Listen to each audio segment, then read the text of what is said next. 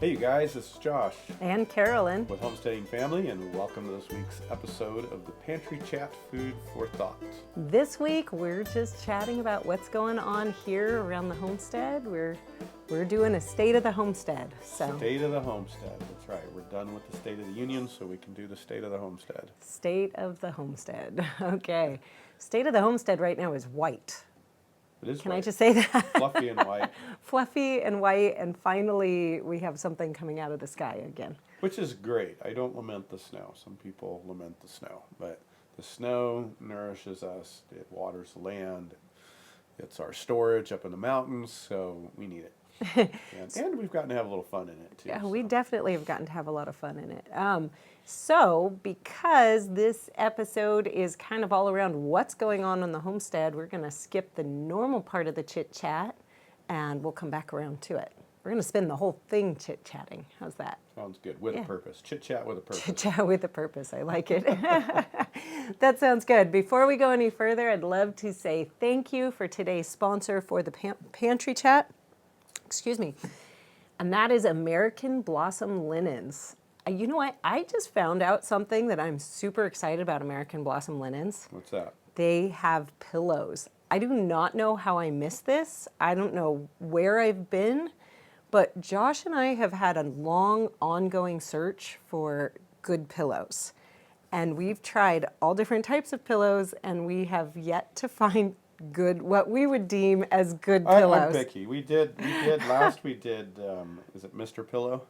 My Pillow, I think. My Pillow? My Pillow, yeah. Yeah, and, they were They not that were maybe exciting. not as good as we were excited about, Yeah. hoping that they would be. So anyways, I definitely have pillows coming from American Blossom we've already Linens. got 'em So, on the way. when I found out, they are filled with wool. American grown wool, which is great because if you know anything about wool, it's super hypoallergenic. Which is great for me because I'm already Yes. got stuff going on. So good. And then it's covered with their organic American grown cotton and all done in the United States. I'm really excited about this. So anyways, Excited for that. that was not in my notes, but I just got excited about that. So Hey. I'm like, we've got to test them. Good sleep is important in for anybody, anywhere, but certainly the homesteading life, Yeah. you're working, you're managing land, animals, people, a lot going on, you need good sleep. Well, but I mean, Beside you. pillows, you've got your head in a pillow or near a pillow for approximately a third of your life. If you think about Well, that puts it into context. like, All right. okay, so we're going to say that pillows are a little expensive. Good pillows are a little expensive, and you know, they are. They're not usually in our budget. We don't have a budget line item for pillows. But when you think about that and think you are literally breathing your pillow for a third of your I life, think you kind of want that clean. yeah, it's kind of a big deal, actually. Yeah. So, anyways, what do our notes say? We're supposed to say something. Sleep Well- soundly and wake refreshed. There we There go, you go. because that just says it right there. Yeah, you guys know if you're following along, we love American Blossom Uh-huh. linens because they are made in the USA, and not just made in the USA, like grown, spun, sewn, stuffed, and whatever else they do to their wonderful sheets and pillows. It's all done in the USA, and high quality. It's going to last a long time, and that's something that's important. We don't want to just think cheap. We want to be thrifty. We want to be frugal. We don't necessarily want to be cheap. We want our dollars to go the distance. To last, And they're going to yeah. go the distance with American Blossom linens. And they're going to go even further if you use the coupon code we have for you, which is 20% off. The coupon code is Homesteading Family, all one word. You know, another really cool thing about American Blossom Linens is they stand by their products so securely that they actually give a 2-year money-back guarantee. Wow. Like, most of the pillows we've gotten in the past are pretty much done by about 2 years. And these, like, your I'm done with guarantee those goes through. anyways. So anyways, make sure you go check them out. Thank you, American Blossom Linens, for sponsoring today's Pantry Chat. Absolutely. All right, moving on to a question of the day. Fiona asks about,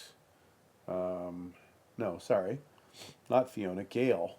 Gail asks about adding ferment brine to homemade mayo and ketchup interests me, she says.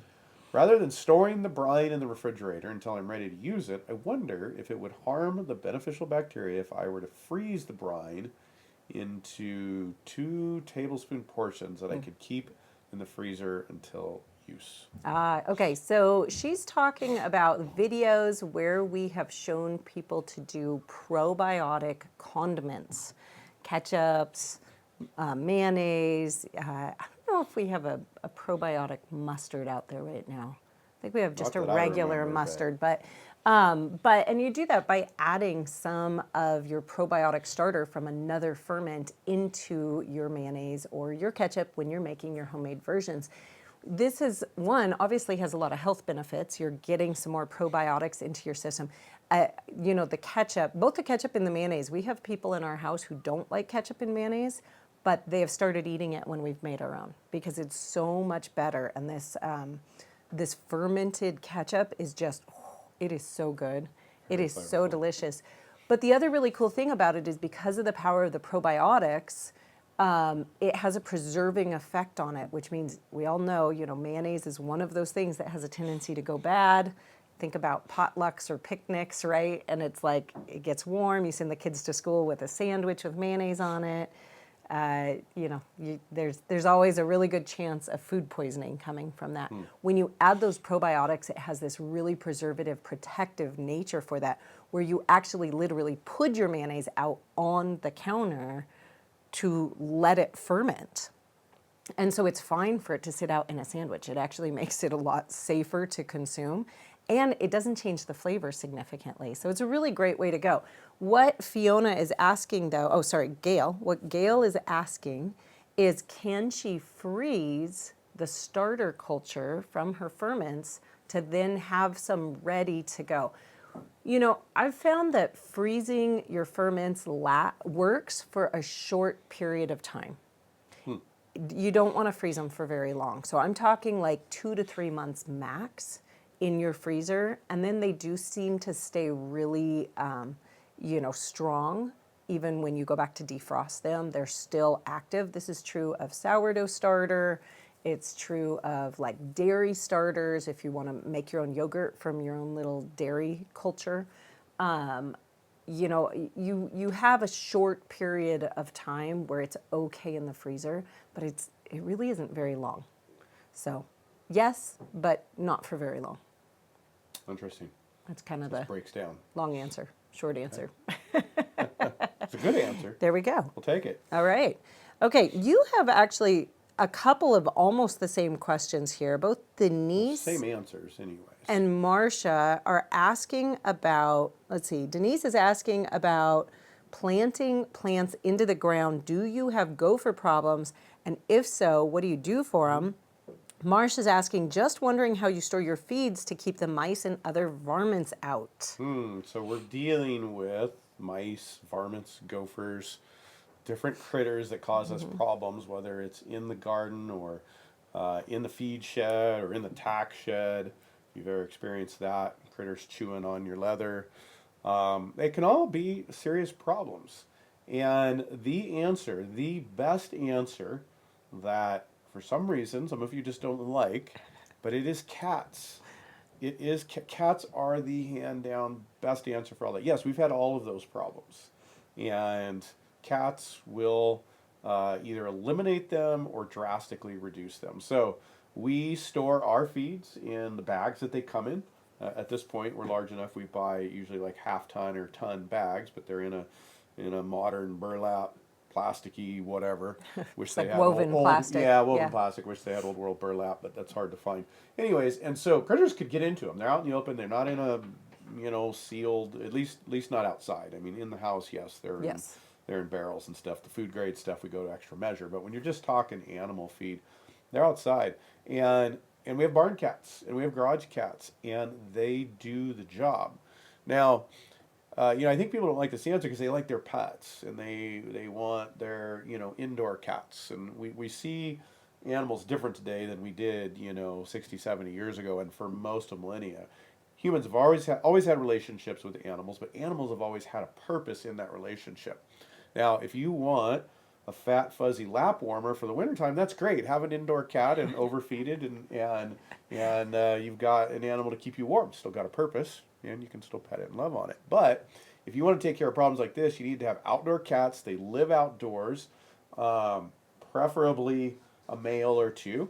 If you're gonna have male and female, then generally you, what is it? Spay the females. Yeah, spay the Neuter females. the males, Yep. spay the females. I'm a little gummed up today, a little bubbly in my head from being sick. And but a few males, and they do the job. They take care of it. They just can't be house pets. They can't be lap warmers. They've got to be outside. You feed them enough to keep them around, but not enough to make them fat, and they will work for you, and they will do the job. We've tried everything over 20-something years now, and talked to hundreds of people, and cats do the job the best. When we moved onto this property, there were gopher holes everywhere. And They rats, like pack rats in the yeah, barn. pack rats, everything, and definitely plants would disappear when we first moved in here. But now that we've had our troop of support animals, our support cats, in for long enough, we just really don't have a problem. Very with rare. it. There are gophers show up, but they don't stay around too They long. don't last very long around Yeah, here. yeah. So, and you know what? It makes the cats happy too. I feel like that's like Joel Salatin talks about pigs expressing their pigness. Let a cat express its... Let a cat express its catness and hunt things. Yeah, that's what That's they're what they made to do. So you're giving them a wonderful, wonderful job, and you're saving yourself the work of trying to package everything up tightly and run gopher traps or use poison, which is what some people do. You don't want to do that. That's just so dangerous for so many reasons. Yeah, let the cats be cats and have fun and do good work. Yeah, there we go. Cool. All right. Well, All right, state of the homestead. state of the homestead. How you doing? I'm in a bubble right now. We've had a run of it. And a lot of the country has. We've had a lot of our areas had a Definitely. run of a lot of who knows what. COVID, norovirus, H1N1. I don't know. Just colds. We just got a what is it? A homestead leftover soup of Different. Different things. Somebody referred to it the other day as the quademic, and I was like, Yeah. oh my goodness, can we leave the pandemic behind I wish we already? could, but Could we just there's let it go? truth to it. But it does feel like it, especially in our area. I was at a social event last night and talking with other moms, and it was like house after house. I don't think I met anybody who said, yes, we've been healthy. Everybody was like, yes, it is in the house, and we can't get it to leave, yeah, or weeks and weeks and weeks. weeks and weeks. Yeah. So I fended it off for a long time. I did great, and it often happens with me. I go along, and what's the matter with all you people? And then I get hammered after it's Then you got kinda it. going out the door. So yeah, I'm good. I'm just like, head full of cotton. And so if I'm sniffly or sound funny, there you go. there we go. Yeah. All right. But it's wintertime though. The snow's coming down and it feels a little sleepy right now, which is nice on the homestead. We're getting Like sleepy. chores done. I think outside it's usually like 15 to 20 minutes unless we've got new snow. Yeah. Then we've got a bunch of work, which was the case this morning. So we had shoveling and plowing and blowing and everything. Yeah. Get the paths opened up, get the drive open up. Yeah. But the systems are working and it's nice to actually have that down to. I mean, there's 3 of us out there, but I did it because we were all out of the house, and so I was here. I did it, the whole thing that 3 people are doing in half an hour the other day. So you had to do all the barn I chores did all the barn all chores by myself. yourself. Yeah, usually Connor and John are up there. Yeah, and I did them all in 30 minutes. So That's pretty It's good. usually 10 to 15 minutes. It's pretty good because we've got the beef cows, the milk cows, the sheep, the goats, the pigs, the chickens, the chickens. Of course, we have the cats, the barn cats up there get cared for. couple geese. They always need a little geese. something. So that's a good amount of animals for you to be able to take care of everything in half an hour. Yeah, well, we've built up some good systems over the years, so it's working well. It's always wonderful to see, like, when you've worked on something, see the fruit of that labor. is. Because you've worked really hard getting that barn dialed in so that it's really simple to take care of the animals in the winter. Yeah. And we're seeing it. We're seeing it work. We are, and yet it's clean. Yeah, and we're making compost in the process and building fertility through the deep bedding. You guys will give some links to some of the videos on that. I've done a few this year. Yeah. Excuse me. So I mean, it just feels a little sleepy right now, which is nice. What about you? What are you? Oh, okay. Sleepy for me in the wintertime means focused, which is kind of nice because in the summer it's like, oh, this garden, we have to plant this and we have to take care of that and these animals and this indoor project and that thing. And then we're still wrapping up school and we've got to do these things, so it kind of gets a little schizophrenic feeling. Like It my brain does. starts to feel a little like a ping Going pong ball, everywhere. jumping Yep. every direction and managing all the different things.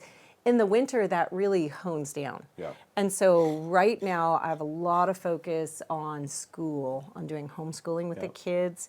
We are doubling up on lessons almost every single day right now, which means we are making some serious progress getting through school.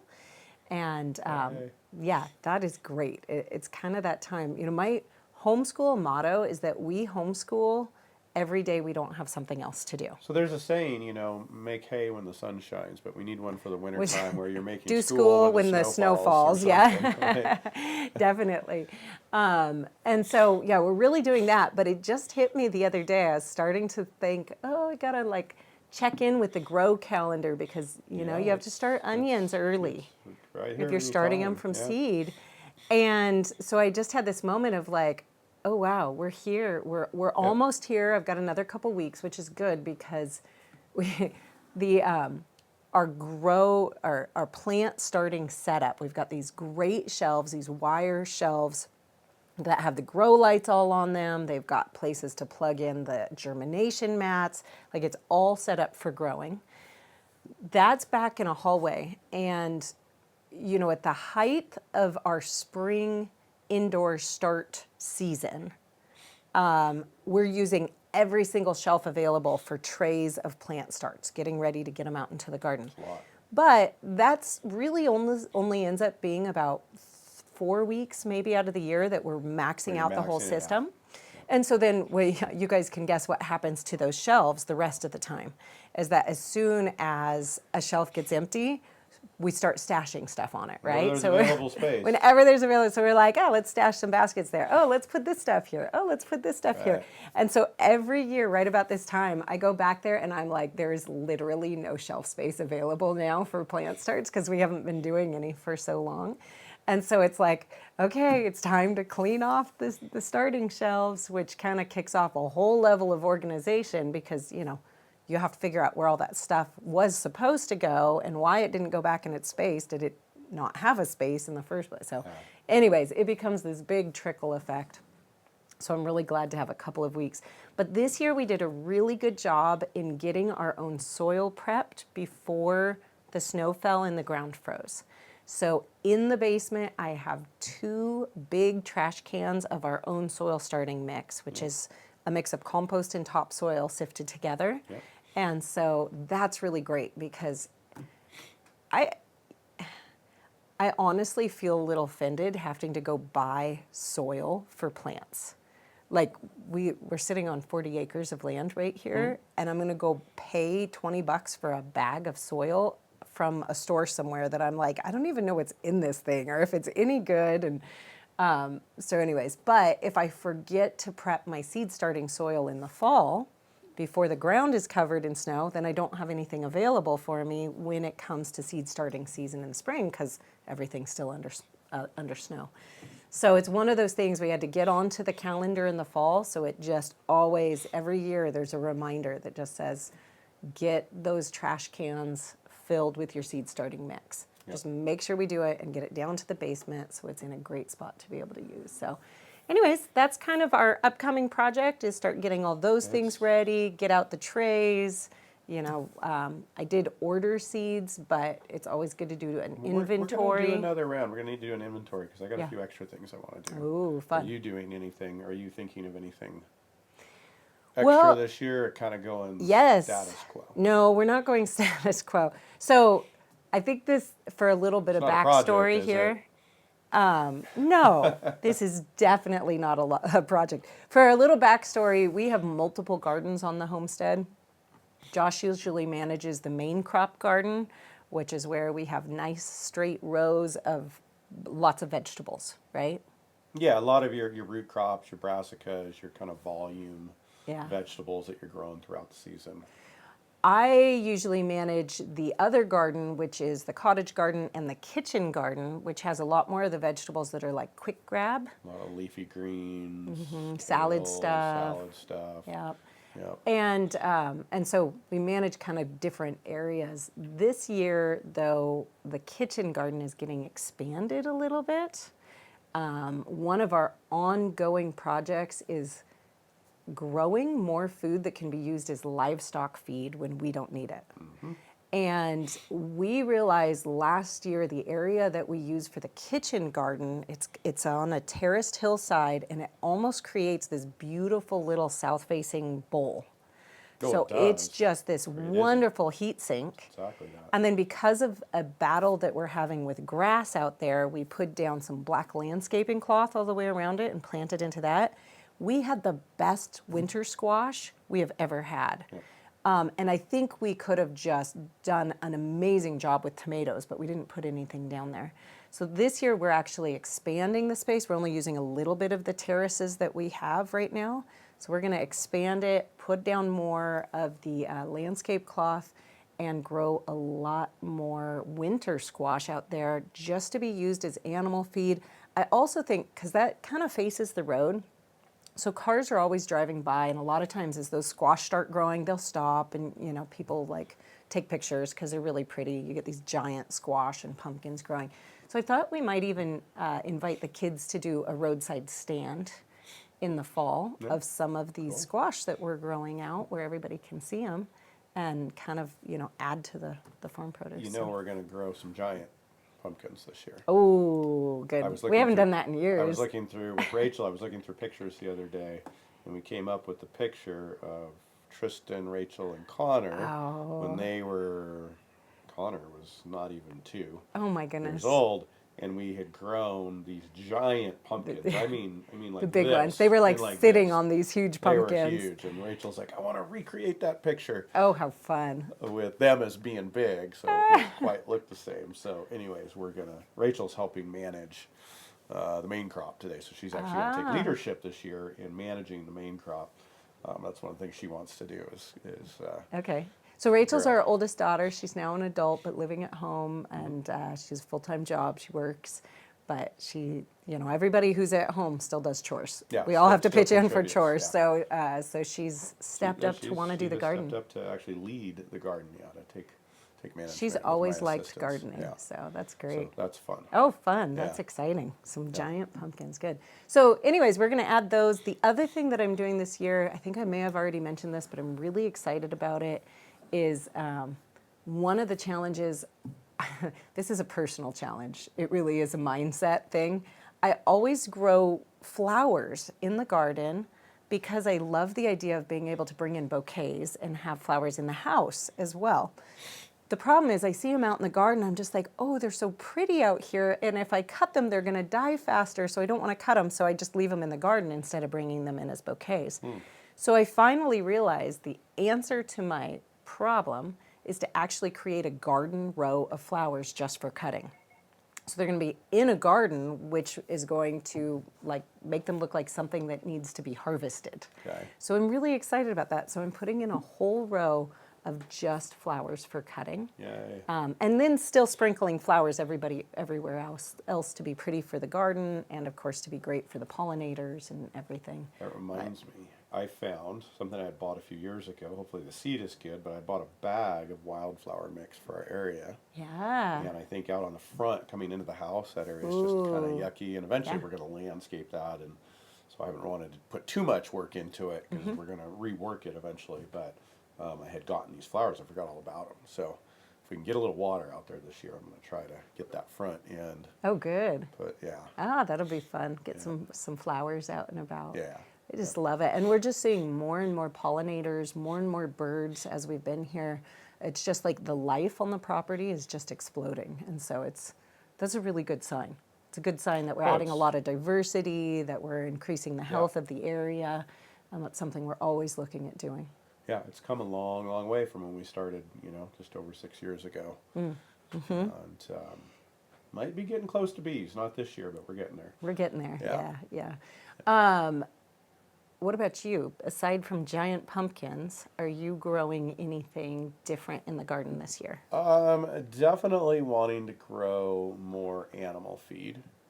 I thought we may look a little bit at what we're doing with main crop and maybe focus even a little step further on the crops that grow well here and store easily, which we're doing a lot of anyways, but we might just check on that. But I want to take another step in growing more animal food. So that's definitely going to be, I know you're doing squashes down there. I think we may do more up top. We've got space in the orchard to do things and just really try to plant some stuff out and around and about. Good. So definitely squashes. I've thought about a little extra corn for that purpose, some Yep. field corn, actually just for the animals. So we'll see how much work we put into it. You've been playing with sunflowers. I've thought of a patch of sunflowers up top somewhere. Yeah. It's a more dense patch that's specifically for animals. That's great. Yeah. Yeah.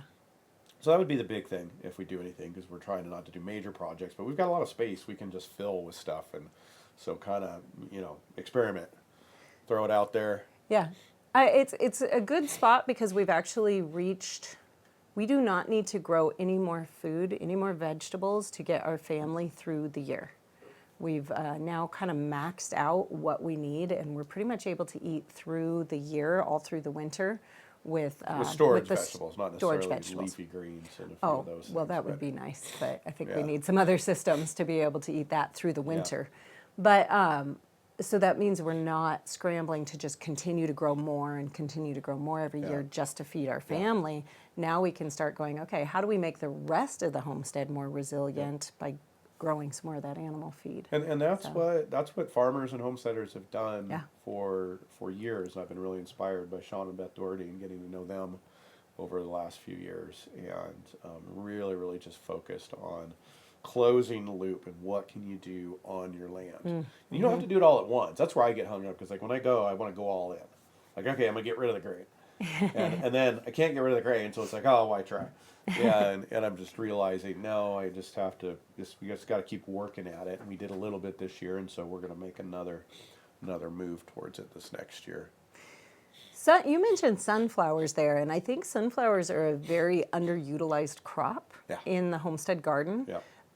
We've been doing more and more fresh pressing of sunflower oil, which, it is a seed oil. So we've got a big movement here. We have a big backlash against seed oils, which is reasonable because of what the industry does to them. And How they grow because them, how they process them. and because our diet, the standard American diet, is so out of balance with the type of oils that we get. But there are some really great uses for sunflower oil. One of them is making all of your cosmetic products with. Oh, wow. And so, when you realize how expensive good quality oil is getting right now, I mean, a gallon of really high quality olive oil that is not adulterated, because they say that it's like 95% of all olive oil that's just coming out of the grocery store is not actually 100% olive oil. Oh. It doesn't matter what it says on the label. It just isn't. When they test it, it's not. And so to get really pure olive oil, you're talking $100 at this point or more for a gallon of olive oil that's pure olive oil. And, so olive oil is great, but if I have another option that I can actually grow something and press it myself for using for soap making, for, lotions and for creams, for your herbal oils, for things like that, then it becomes very economically sound to throw a few sunflowers in the ground and then press it. Yeah. So then you have the fat and the protein content in those sunflower seeds on top of all of that, which means not only does it make good human food, like a sun butter, to replace something like a peanut butter. Salad dressing. For the oils. Yeah, for the oil. Yeah, definitely. Salad dressing, you could use that. But then it also makes really good animal feed. Yep. And so it's one of those win-wins. It's like, why aren't we growing more of this? I love this plant. And it's pretty. It makes great cut flower arrangements, and the pollinators love it. So it's just like this win-win-win. One of these homestead special plants that I think we just need to explore how to use a little bit more and how to actually get into our regular diet. Like that. I was just thinking about what else to plant with it, like that some other benefits. I was thinking like some amaranth mixed in, doing a Ooh, planting yeah. that's multi-use, because amaranth's another great one.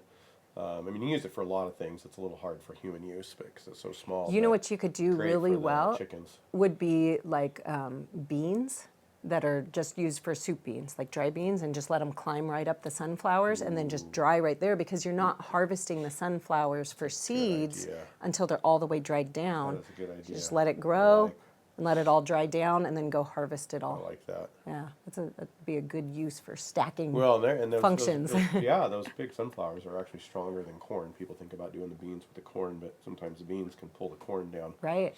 Especially our corn that's short because it's a short season. Yeah. Corn, but sunflowers, yeah, that could work. They really could well. hold them up. I like that. Yeah. So So yeah, so gonna lean into that, yeah, and just lean into developing systems to growing more of our own animal feed. hey, I like the it. winter. Yeah, that's good. Yep. That's good. Anything else you got going on around here? Man, I don't think so. Lots of winter. snow, dealing with the snow, pushing snow. Yep, part Yeah. of the winter job. Yeah. Yep. Good. And I think that's about it as far as what I'm thinking. But I can't say I'm thinking real clearly right now. I am pretty stuffy and snow, and thankful that there's not a lot of pressure, and at least outside my head.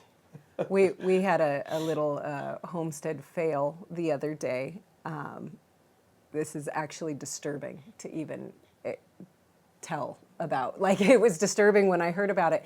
The kids were down in the basement and there was liquid dropping from the ceiling. And they were like, Oh gosh. what is going on? There should be nothing up there. So they traced the steps, like the amount of steps upstairs from one location to the other, and they traced them right to a pile of pumpkins that we have. Nah. We had a pumpkin that had totally rotted. You couldn't see, the top of it looked fine, but apparently we haven't moved and like checked the bottom of the I pumpkins, saw that one go up to the pigs. and it juiced and was dripping literally through the floor. Luckily, it didn't ruin anything on the flooring, because that was my first question. I was like, oh my goodness, how's the floor? Is the floor okay? It was in the hallway. Then, It's in the hallway upstairs on the wood floor. Here, like Yep. how it got through the tile. No. Oh my goodness. So, you know how I'm always telling you guys to manage your storage of your food and your root cellars and your common storage goods? Looking at them is not necessarily enough, because it Move 'em looked around. just fine from the top. And so definitely we found a pumpkin that was not storing well anymore. Well, and where do they tend to go bad? Sometimes where it's visible, but a lot of times where they're sitting on something. Right. is There's where no they tend to airflow, go right? bad. There's no airflow, so you've got to pick them up and move them. Yeah, but that turned into we love homestead alchemy, you know, because we just turned that into eggs and bacon. So it went right on up to the barn, Absolutely. and is currently being turned into eggs, and probably the pigs are getting That some. one's turning into bacon. That one's turning into bacon. Okay, Yeah. there we go. Yep. So one way or another. But that's kind of the fun thing about raising more of your own animal feed, is that it can double as human feed. So it can be, you know, we're raising all these extra squash. We know we do not need to eat this many squash. We can't go through this many in the house. And so we keep what we'll use in the house, and then as it starts to get soft, or as we're just like, hey, this is just too many, it just goes up to be animal feed. Yeah. And it's kind of, that was its use anyways. So it's not really a failure or a lack of using something. It's just, Well, there's no we didn't need it. waste when you develop a system like this, because Yeah. it's recycling somewhere. Yeah. You know, and it's feeding the animals. The animals are manuring. That's, you know, then Mm-hmm. getting composted and feeding the soil and then growing something. And it always comes back around. And it's, you know, it's hard when we travel. And even the kids now growing up this way, when we travel somewhere and we stay somewhere and we have to take food and prepare food, Mm-hmm. and then we don't have a pig bucket or a Did- chicken yes, bucket. It is yes. so frustrating. It feels so incredibly wasteful. Throwing that much food into a And- trash and can. to have to throw it into a trash can when you realize that that feeds something else, which then creates fertility, which then feeds you. It's such a beautiful system. And anyways, we were out as a family for a couple nights, and even the kids were talking about how that just drives them crazy because it's like, what are we doing with this food? So if you It's see wasting us walking through an airport and we have a 5-gallon bucket with us, you'll know it's our pig bucket because we just can't throw that much food in the trash. Traveling pig bucket. That's hilarious. I wonder what security would say about that if we're like, man. it's just pig food. Right.